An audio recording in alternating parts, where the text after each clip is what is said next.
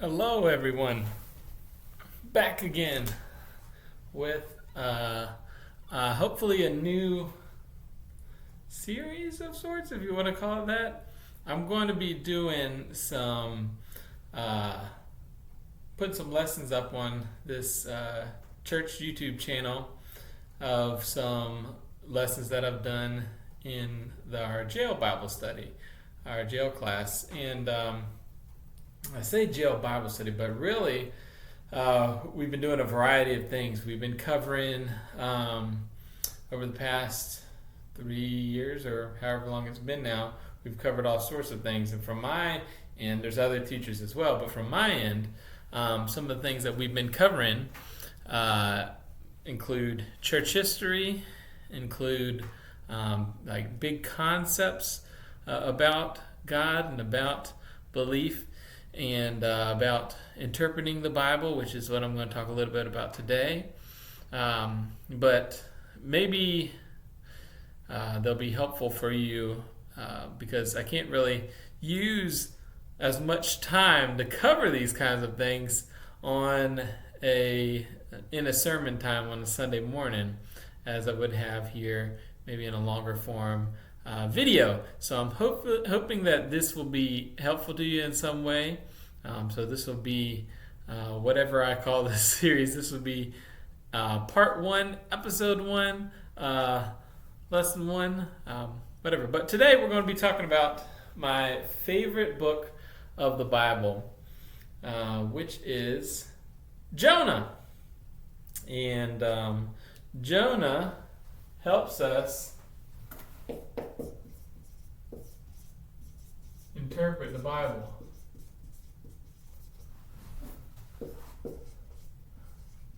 As a model.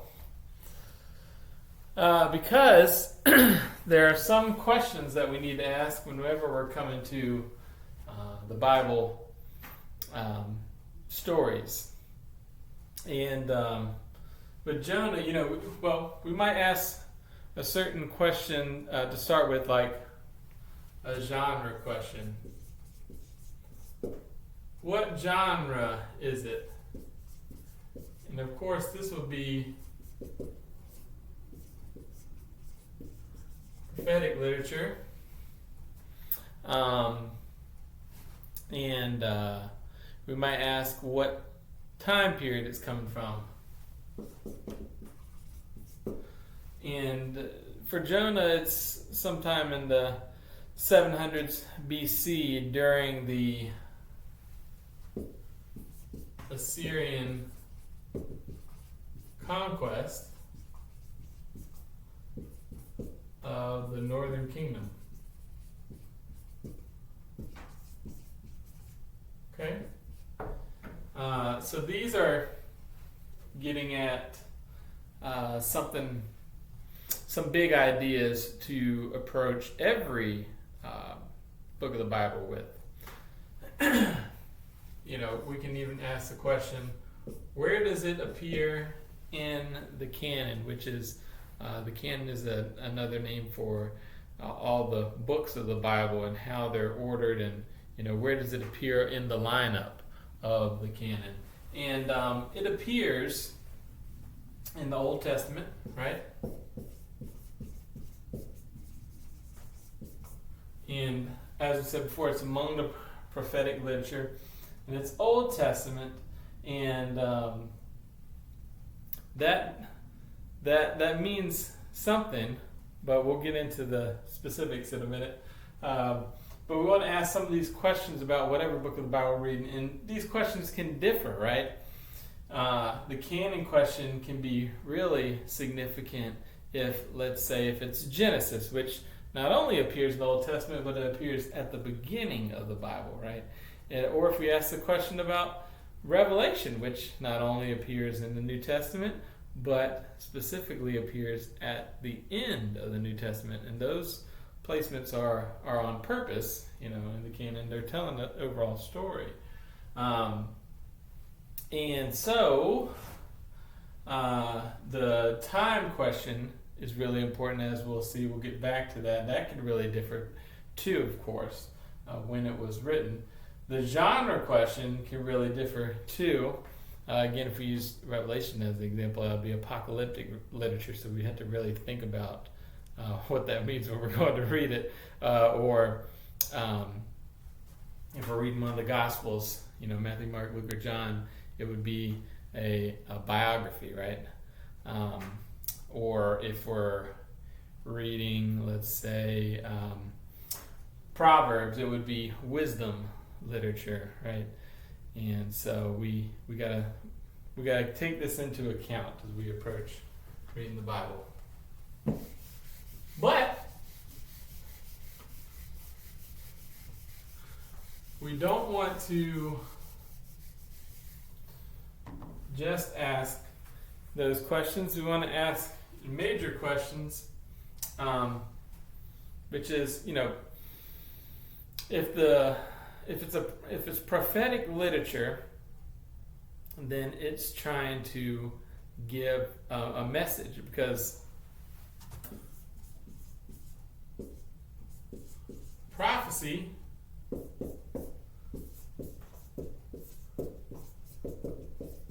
does not equal prediction, even though a lot of people think that it does. A lot of the prophecies in the Bible and in other places are not always predictions. Most of them aren't, in fact. And so what does let's see if I can get it to focus here. What does can you read that? What does it mean for a prophecy to be a prophecy if it's not strictly a prediction? Of course, it sometimes can be a prediction, but what is prophecy really about? Well, oftentimes it's about a message, especially in the Bible. It's about a message that God has through the prophet, through this person, this figure, for the people of God, right? Oftentimes it's turning back to God in some way. It's reorienting themselves back toward God. And in Jonah's case, it's a little different, because Jonah is he's kind of used as what not to do, right? The message of Jonah, the prophetic message through Jonah, is not like a lot of the others where the prophet is just saying, this is the word of the Lord, this is the message from God, here's what you should do, or doing something to show them what they should do. This is a message from God through Jonah, from his actions, from the story about Jonah. It's a prophetic message to them, and we'll see what happens there. But prophecy is not equal prediction. So, but if it is prophetic literature, we have to ask the question, what does God have to say to his people? What does God have to say to his people here? What does he want to say in this book? What's the message of it? Now, a lot of times there's more than one. It gets nailed down more when it's a prophet speaking. It's more focused. And Jonah, there's kind of more than one. There is one main message, but in a lot of the other stories, such as the parables of Jesus, there's different things you can get out of it every time you read it. There's not even necessarily one singular message in a lot of those, but in prophetic literature there is more so. And a lot of people think that Jonah's message is all about the whale and or the fish, and all about don't run away from God or else you get swallowed in the belly of fish, and so stop running away from God. And that's kind of the end of it, because a lot of us just heard a story of sorry if you can't see this. Hopefully I'll try to explain it maybe write more clear, but you can hear me anyway. But a lot of people just heard the story of Jonah in their, what I had growing up was Mission Friends, but in their vacation Bible school classes as kids, in their Sunday school classes as kids, or whatever, and that's kind of how they've stuck with it, So they heard about Jonah run away from God, don't run away from God, and turn back to God. This is Jonah's lesson. Then he finally turned back and did what he was supposed to do, right? But that can only happen if we don't actually read the story of Jonah. Because yes, of course, this is going to be a bad sketch here, but yes, of course, here's Joppa, right? And over here is Nineveh. And way over here is Tarshish, where Jonah's trying to flee there to Tarshish, but which is the exact opposite way of Nineveh. But not only does he run away from God, get swallowed by this fish and spit up, and then get on his way to Nineveh, we have to ask the question, why was he running away? Not just take it as, okay, he was running away and take that as the main point, but ask more questions. Why was he running away? Why did Jonah run away? And this is where that time question, that history question comes into play. Because if Jonah's in the 700s, written in there in the mid-700s, and the city of Nineveh is where he's heading to, right? Why doesn't he want to go to Nineveh? Well, in 722 BC, that's where the conquest of the northern kingdom of Israel, the kingdom of Israel this time was split into the southern kingdom of Judah and the northern kingdom of Israel, and the Assyrians here were conquering all of this here, and completed that conquest in 722, but it was ongoing for many decades, and Jonah is writing during the midst of these conquests here, or this story about Jonah is being written in the midst of these conquests. And so, why doesn't he want to go to Nineveh? Well, it would have been obvious to anyone at that time. The reason he doesn't want to go to Nineveh is because Nineveh is the capital of Assyria, the people who are trying to conquer his people, and not only trying to conquer them, but Nineveh had used these fear tactics in war. They would impale people and leave them impaled on the battlefield. They would flay their skin and from their bodies, and throw it over the city walls of their enemies, and do all kinds of things that were just horrible war crimes, right? And so these people are like, you want to talk about enemies, these people are like the worst people that God could call Jonah to. Okay? And so Jonah, when he hears he's being called to Nineveh, obviously runs away.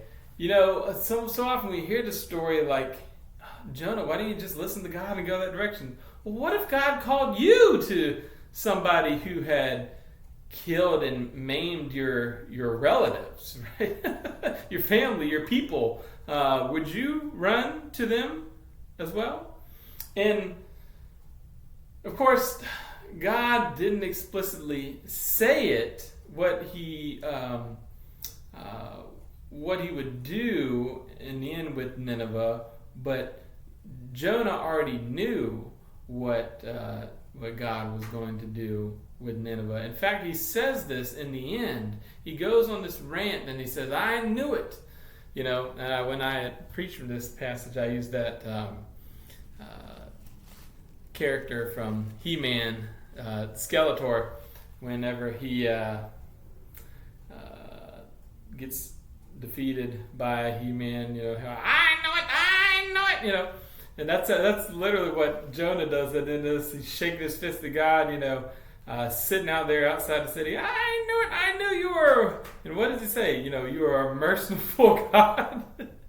Basically, he knew that God. If Jonah if he went and preached to the city of Nineveh and they repented, then God would have mercy on them. And that's why he didn't want to go to Nineveh. Not because that he just didn't want to do whatever God wanted him to do. I mean, obviously, that's how it happens here. But it wasn't just like, okay, he's going to say no to everything God's wanted to do. No, it was specifically because he didn't want to go and preach to these specific people in Nineveh, because he knew that if they received God's message from him as a prophet, then they would, and they repented, then they would be forgiven. And he didn't want them to be forgiven. He didn't want God to have mercy on his enemies. He wanted to see his enemies destroyed and treated the same way that they treated his people, his family. And who can blame him?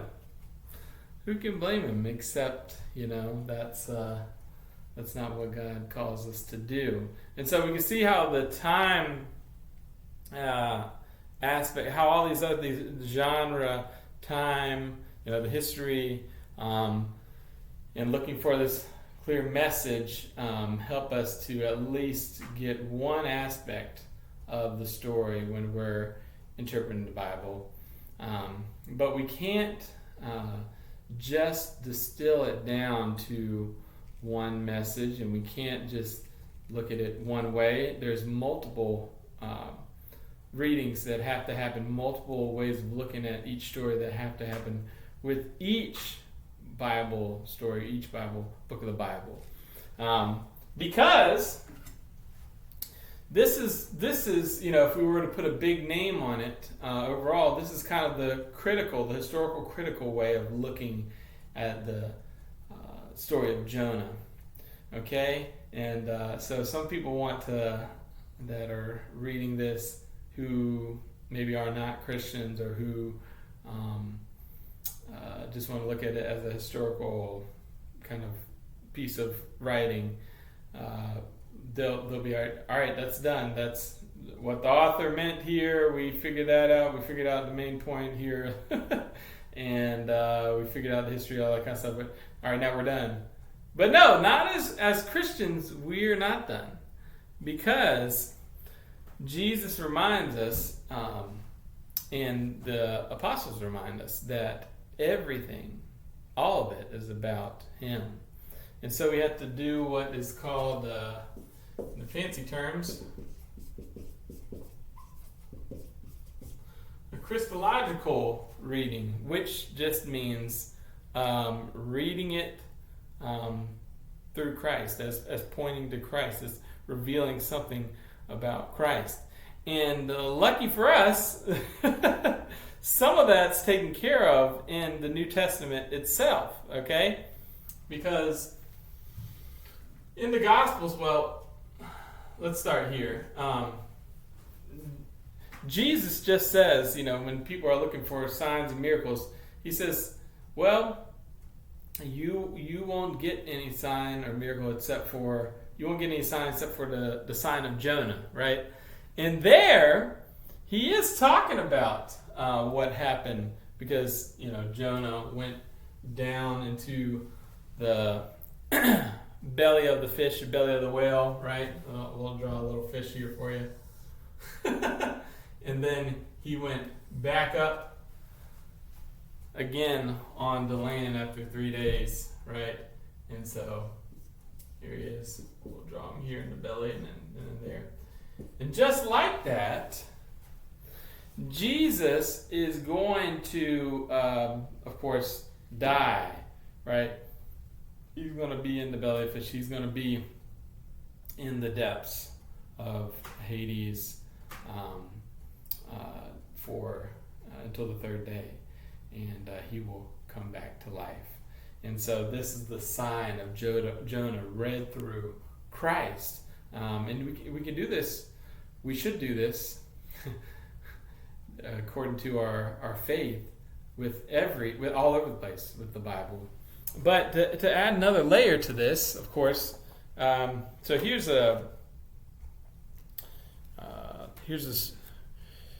is a writing by one of the church fathers, and I just brought this one out. There's a series here, Popular Patristics, that has a lot of the the church fathers, early church fathers writings in it. But this one I pulled out because you can see clearly there's a fish of some sort, or not just a fish, a sea dragon or a leviathan, if you want to call it like that. And you can see there's a cross-shaped fish hook kind of thing there, and the sea dragon is about to take a bite out of it. And that image is used to say that Christ on the cross was irresistible bait for the sea dragon, the Leviathan, which is like the dragon of Revelation, or the old serpent in Genesis. It's Satan, right? And he's grabbing onto this thing and taking it down down with him into the depths to do what he does and destroy it and bring it down into death, into his realm of the dead. And of course Jesus overcomes that. So even through that, if we think about this in that way, as has often been thought about, as this fish, as the kind of this evil, this embodiment of evil, or this figure of evil, because all the ancient peoples thought of the sea as containing evil, right? That's why, as being emblematic of evil, as having monsters that had evil. That's why the monsters rise up out of the sea in Revelation, and also why in Revelation, when there's new heaven and new earth, there is no sea anymore, right? It's not the fact that there's literally no more sea anymore. It is a image of evil being no more. And so here with this story, we see not only Jesus' death, but also what they talked about in the early days of the church and for a long time in church tradition, the harrowing of hell, or of Hades, the harrowing of Hades, Jesus going down to this domain that's ruled by the evil powers here, and where they do their bidding, and him coming up out of it in victory, right? So all that is there. And of course we are kind of like Jonah in the fact that we don't choose good on our own, but Jesus, Paul says, became he who knew no sin became sin for us, right? He became a curse for us, and kind of took that path for us, that path that all of us would take, and broke it and made a new pattern, a new way out of it. But this is not the only way that Jesus is reflected in the story of Jonah. There's also that story of him on a boat, right? Him on a boat. That's my boat. So there's the story of Jonah in the boat on his way to Tarshish, running away from God, and all these other guys are like, why is there a storm? Because God sends a storm. Why is there a storm going on, And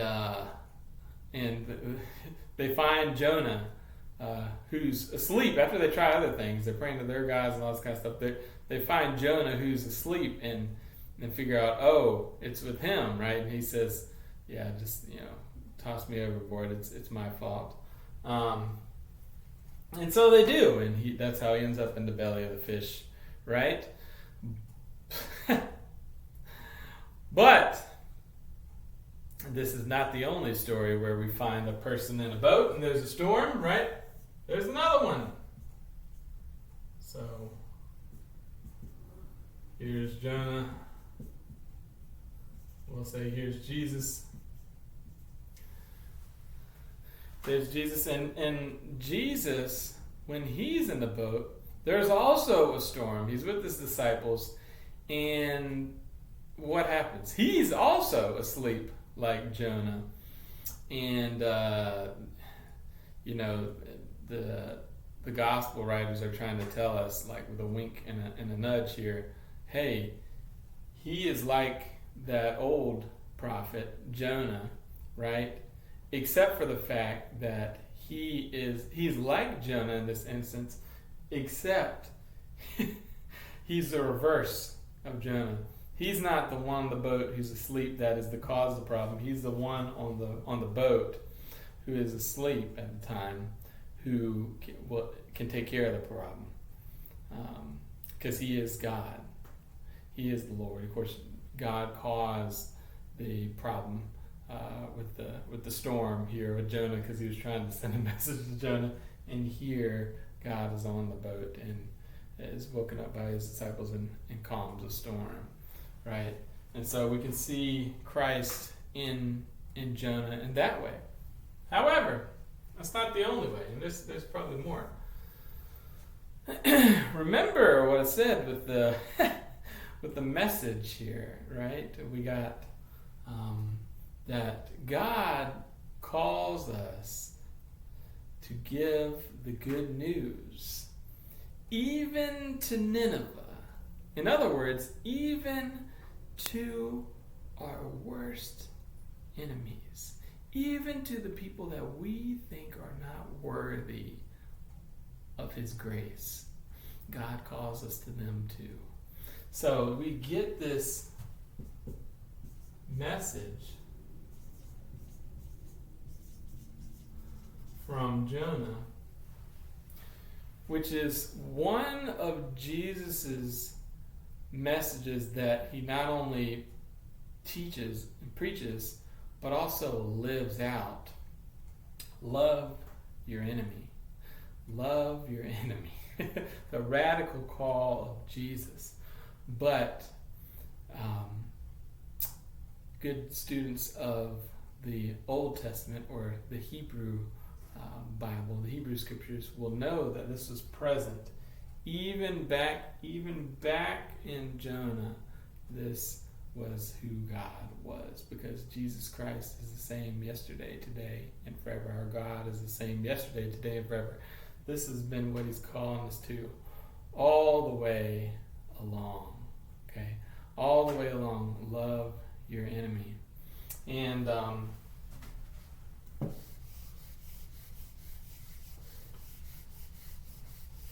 so of course this is highlighted in other parts of the Bible where in Romans, God, while we are yet enemies of God, Christ died for us. And this also, when we think about reading the Bible canonically and Christologically and historically and all these things that we're doing interpreting the Bible, what we can think about is well, let's see here. Let's say here.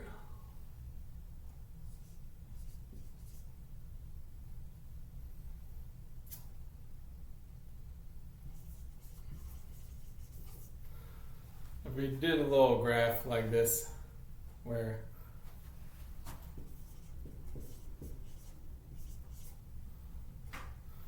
Bible on enemy, the Bible on enemy or Bible on enemies here, we thought about that.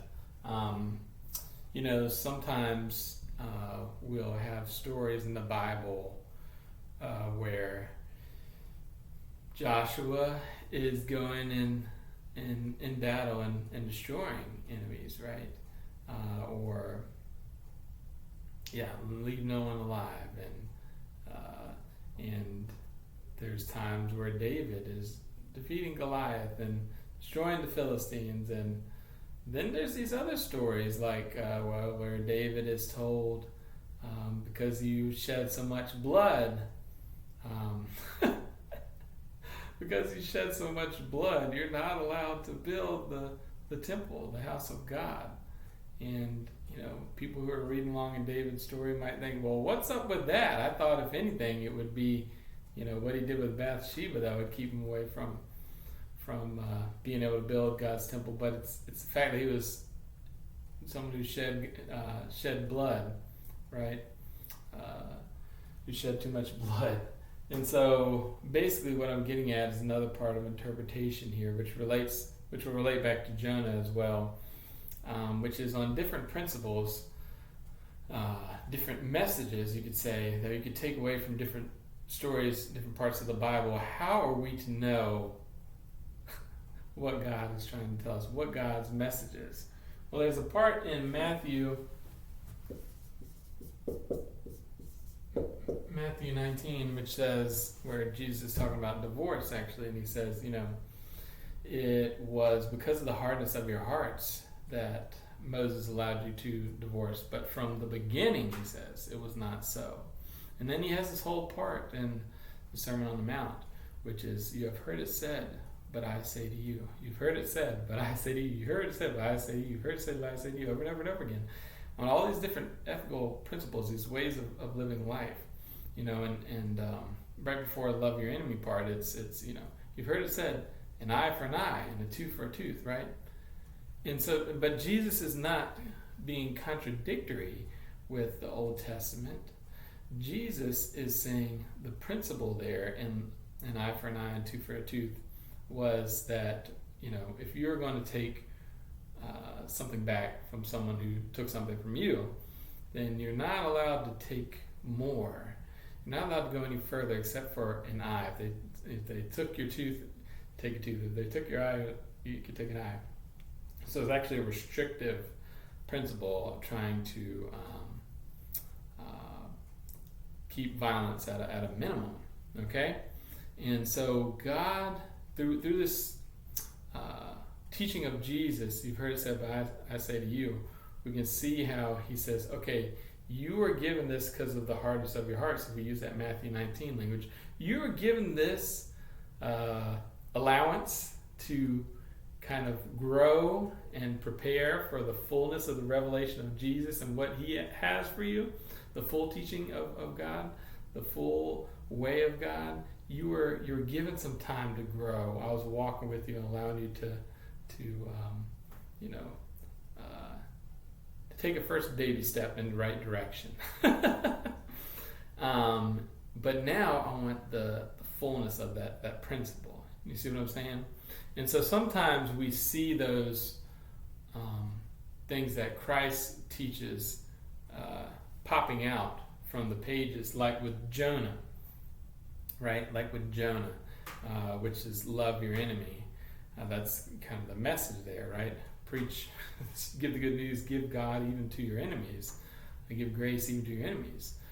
But of course, in different books, like I said, it's not always there. Now, back to the graph here. So how can we know, the Bible on enemy and love? Generally, if we take a big picture approach, it goes up, right? Toward Jesus, love your enemy is his message, right? The trajectory is upward. Yeah, of course, we have the Jonah story where it's like already way up here, right? And where God is trying to give them more of it there in some instances. But overall, Jesus' message is always, it doesn't go out in the outer space here, right? It stops with where Jesus' teaching is at, because Jesus is the image of the invisible God. He gives us all everything. And so, but we could take this on, so if you did it like this, enemy love, it's like, or if we did it on like the freedom of the status of women,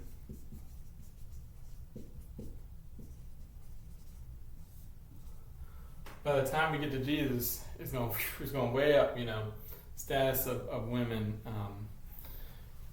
because of the hardest of the hearts at the time. It's going up toward Jesus, and so but then with other things like, lying, greed, homosexuality. It's the same across, okay? Even at Jesus here, this is all the same. It doesn't move. It doesn't move toward, Jesus is not revealing more of a certain principle behind something. The principle is the same across, okay? And so when we're interpreting the Bible, this is why we got to have interpreted canonically, again, to use that word, with the whole context of the whole Bible, but not just canonically as if it's just one book among many, but always bringing all of it into Jesus, right? Into what his teaching is, and seeing how it's reflected there. This, of course, you can do other things like slavery in the Old Testament compared to, where Jesus is teaching and his apostles are teaching, and for Paul, for example, it says there's neither Jew nor Greek, slave nor free, right? There's no slave, no free. All are one in Christ Jesus. Everybody is free. So this is just a general kind of picture of how I might approach reading one book of the Bible, and I hope that it's been helpful for you. We'll come back with another story from the jail class next time.